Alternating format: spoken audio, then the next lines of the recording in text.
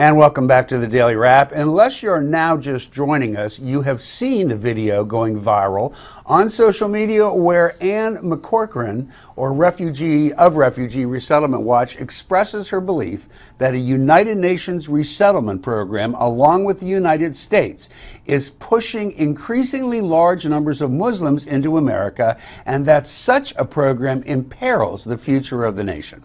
Now, in a piece Ms. Corcoran wrote for Frank Gaffney's Center for Security Policy, Corcoran relies on a Pew study which pointed out that of the approximately 1 million refugees admitted to the U.S. each year, just 10% of those people are Muslims. Do these numbers justify so large a concern, particularly given that Corcoran expresses no concern about the arrival of the remaining 90% who were not Muslims? Tom, what do you think about that? Well, I think the video raises important questions, and any time I hear the United Nations mentioned, my antenna goes up. I think what she's asking really for is transparency, and what is the process? How many Americans even know there's such a resettlement process wherever they're coming from? Because we live in a land of limited resources. Let me ask you this, but transparency on whose behalf? As far as I know, she didn't allege that anybody's trying to hide it. It's just, no, but, you know, but transparency in terms of people should know. We all live in communities, and we would like to know who's going to be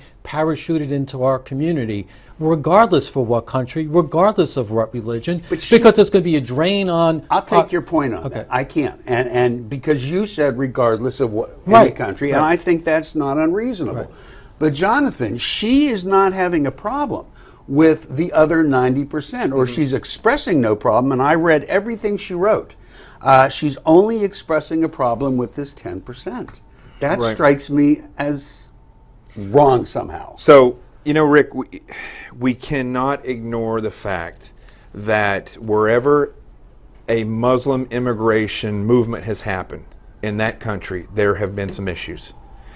Anytime a Western country takes in Muslim immigrants from Syria, Iraq, any of these areas over there, there begins to have some types of issues. One of the reasons is because Islam cannot exist in another culture that is not Islamic.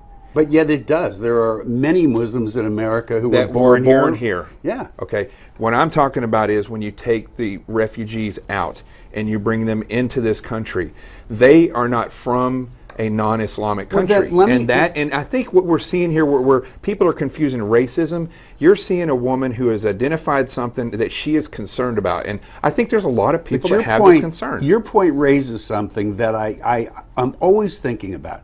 We sitting here at this table would probably all agree that the United States, the lifestyle, the way America is, we all think it's the best on the planet. I know I do, and I think all of you do, right? I do. So it's our culture. So why would we not have the courage and the belief in our country to say, you know what, you may come from a country where things are very different, but when you get here and you see how we do it in America, you're not going to be able to help but to want to join that culture. Because that's not going to happen with but if they stay isolated, I guess would be which they have, I guess, in Europe and Dearborn, other Michigan is a good example, right? Well, but except that I know Dearborn very well. I have friends from there. I lived near there for years. You hate Michigan. There was, I hate Michigan, University of Michigan. Okay, but I lived there. You hate Michigan. And you know what? They're not isolated in Dearborn. They really aren't. One of my best friends in law school was a Muslim girl from Dearborn. Rick, if that was true, then Dearborn in that area wouldn't be the largest population of Muslims outside of the Middle East. Yeah, but they're not isolated. So therefore, they are isolating themselves to Dearborn. They don't not leave Dearborn. You know, it's just like you have Jewish communities in most cities too that tend to stay together. Do you consider the Jewish community isolated? No, but it's assimilation. Somewhat. I think is the big question. But will they assimilate into the culture? But will they assimilate? That's the question. Well, here's what I think I was trying to say earlier is that people that come from an Islamic country that are fundamentalists, and a lot of these people that are coming from these war zones are fundamentalists. They do not have the ability to go into a free country and assimilate. They expect the country to assimilate to them, and that's a problem. I would accept that there's some number that are. I don't know that you can just say a lot, but I want to get to this point because I think it's important. In that same article, Corcoran, again citing data from Pew Research, reveals that by the year 2030, Only 2 countries outside those that are traditionally Muslim populated nations will have fewer Muslims than the United States of America. Those 2 countries would be Malta and Poland.